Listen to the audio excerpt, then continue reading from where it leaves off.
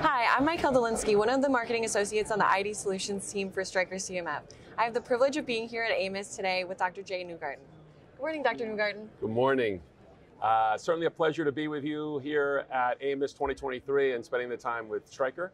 I'm an oral and maxillofacial surgeon. I practice in Manhattan, New York. I'm part of a group called NICOMS, 6 surgeons, 3 offices based out of Long Island and New York City. It's a pleasure. It's great to have the time with you today. So I'm going to ask you a few questions about your use of facial ID and how it's impacted your practice. So our first question is, why do you use facial ID 3D printed plates in your orthognathics?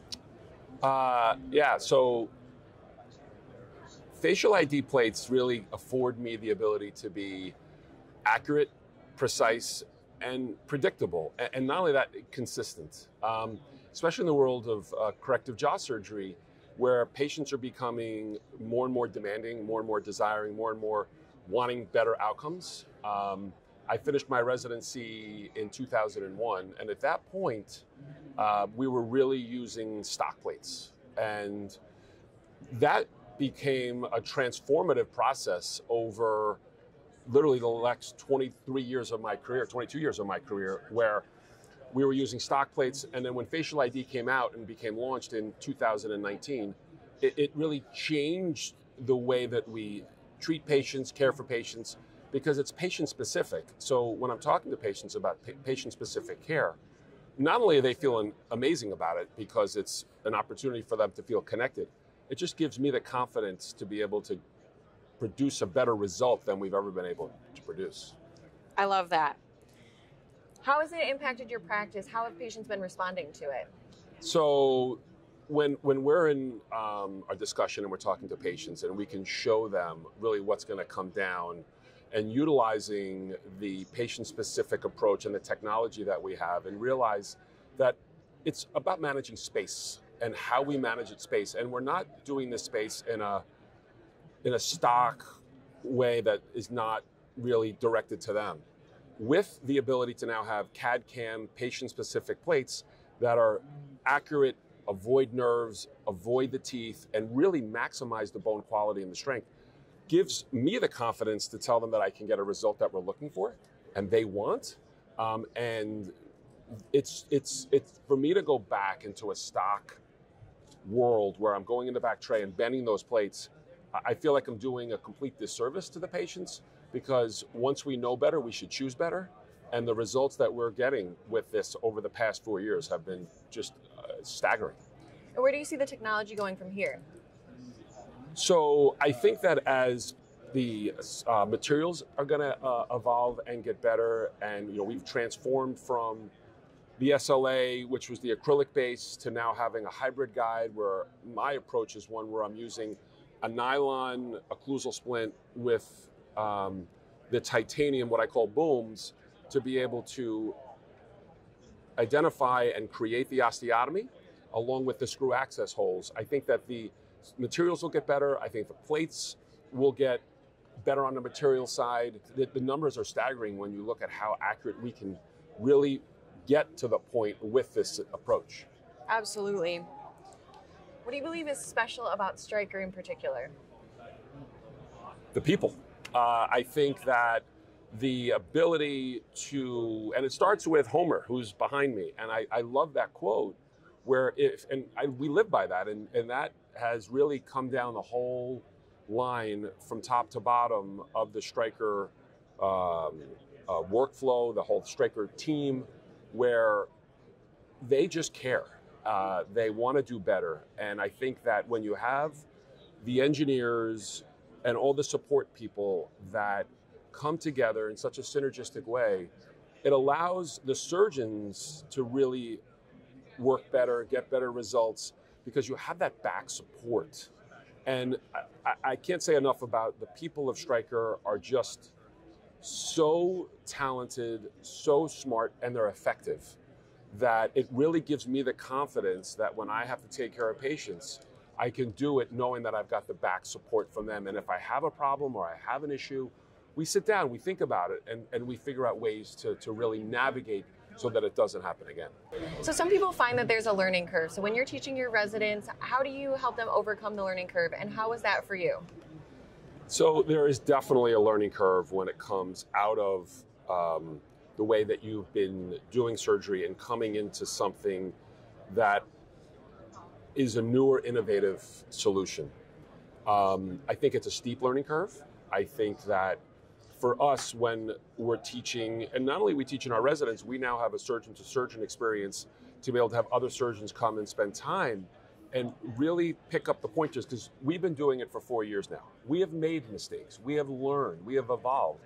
And I think it's that evolutionary process where I give that to my residents, give those to the surgeons, where we can get that learning curve as steep as we can and not kind of, prolong it and make it a long slope. I want to make it a steep slope.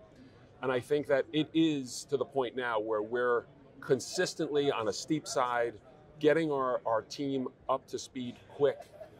But any new person that would get involved with facial ID, I think the key is having support on the back end. And one of the things that I hear from a lot of surgeons or people that use it is they blame the system. And one of the things that I often will say, is it the wizard or the wand?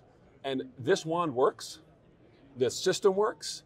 I think we have to understand where our problems were. And one of the things for me, when I got involved with this, was I was so engaged with the technology and what is there, that with the brilliant minds of Stryker to put together solutions and figure out how we can make a better wheel, a better car, a better solution. And we're to that point now.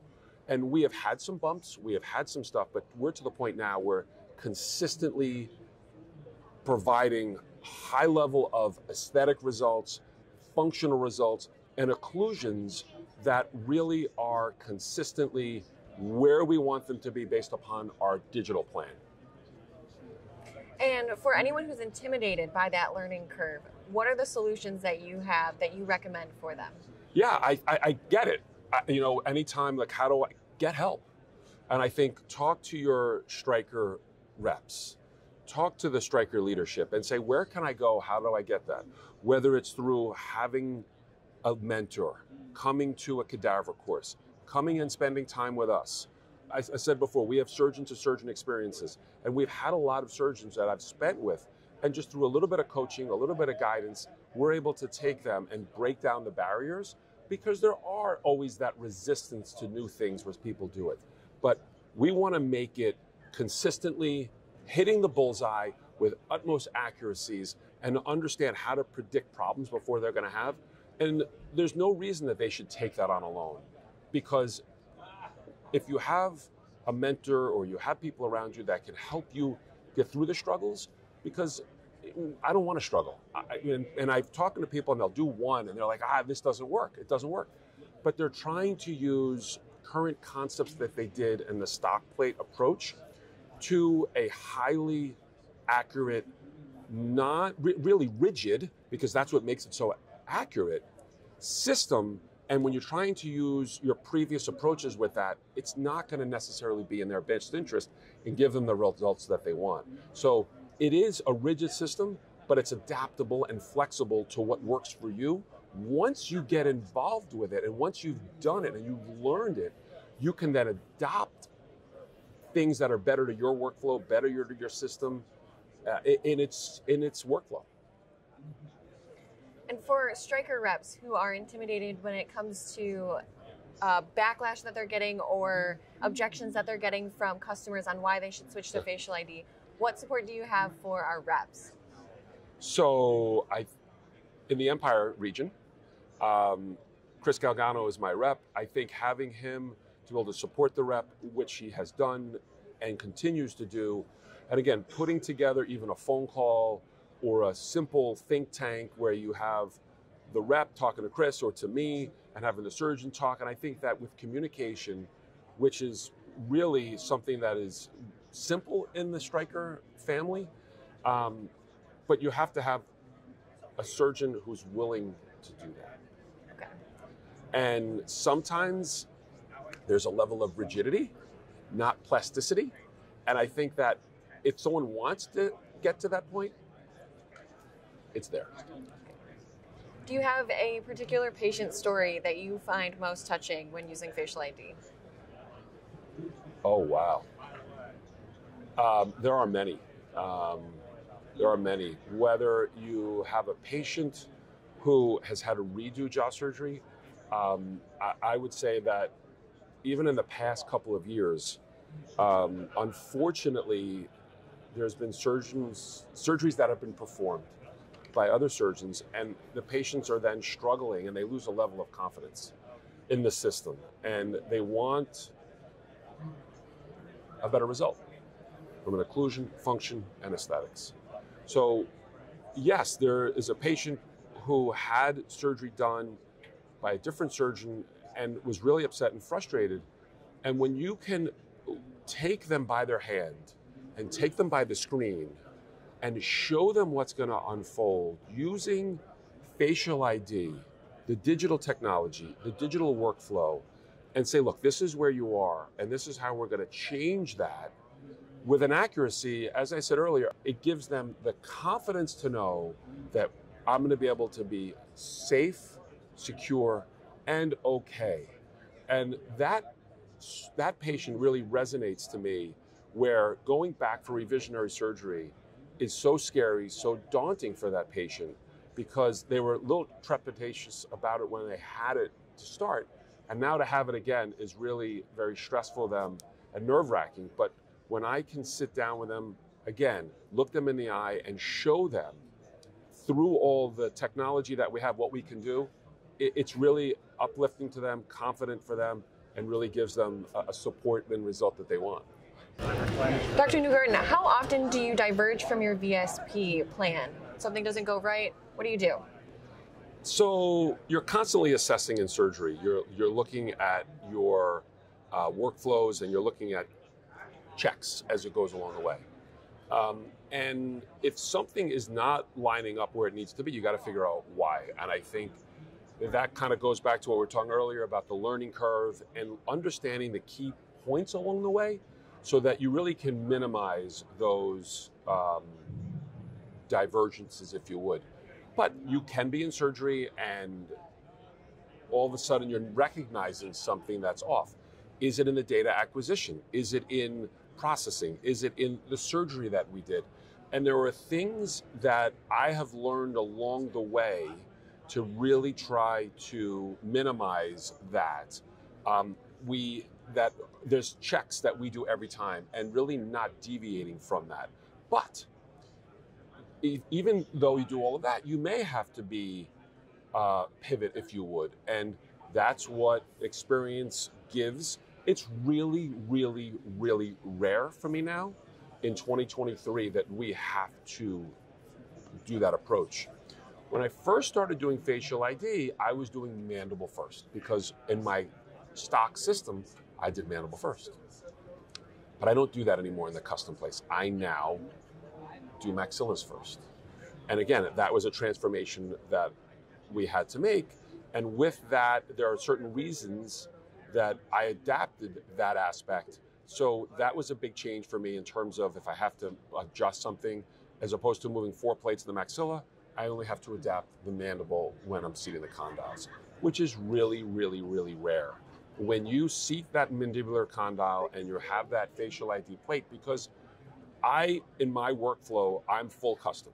There are some that will use facial ID in the maxilla, and then they'll use stocks on the mandible, and that kind of gives them what I would call the fudgeability, because if your maxilla is not right, you can still do that.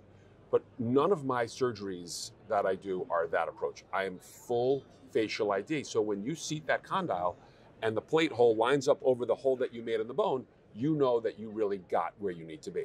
Are there some situations where it doesn't? Yeah, but it's really, really, really limited along that way. And I think a lot of that has to do with the relationship between 3DS, their engineers, and when things do arise, I take Homer's quote. If your tools don't work, make them work. If you can't make them work, make some that do. And that is so ubiquitous for the Stryker system, because if you need to adapt and change so something's not working, you can. So I really think that intraoperative events occurring are really, really small and very few now for us in our workflow. I love the use of the Homer quote. That was great. Also love the word ubiquitous. I thought that was a good, $1 million word there. Okay. What is the benefit of attending a show like Amos or some of our other shows that we attend? So it really allows for collaboration. It allows for to see what technologies are available. It allows for clinicians to connect, clinician to clinician. It allows clinician to connect with some of the products, clinicians to connect. And when you're in your day-to-day life and you're working and you're busy and you get the phone call, I don't have time for this and that, but really it's kind of like a peaceful place to be able to learn about new innovative technologies, spend time with them, and not only that, figure out how to be able to incorporate them into your practice. Yesterday, I was just asked by someone, can you come in here and support this clinician? And I think for that to have occurred in their practice, it would have been many steps. So I think the delta on being able to improve collaboration is something that's really important about a meeting like this. And not only that, it allows people to see a lot of the innovative technologies that Stryker's bringing on a floor like this. So, big meetings like this, I think still have a place and a presence and a value in 2023. And then for our reps, what is the value add for your rep coming to a show like this and attending with you? Yeah, so Chris is my rep, and he, again, is so supportive.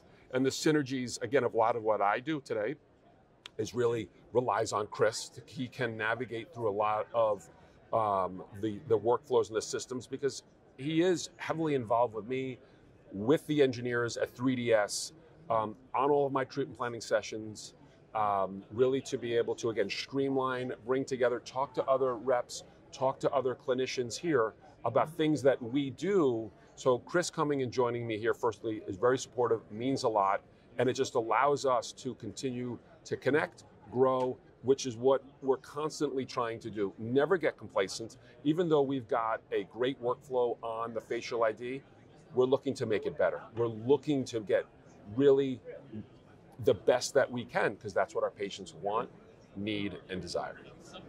I love that. Well, thank you so much for taking the time out of your day to meet with me and answer these questions. It's been great to learn about your facial ID process, and I hope you have a great rest of your Amos trip. I want to thank you, Stryker, the leadership. It was truly a pleasure, and I look forward to more good times and events. Thanks. Thank you.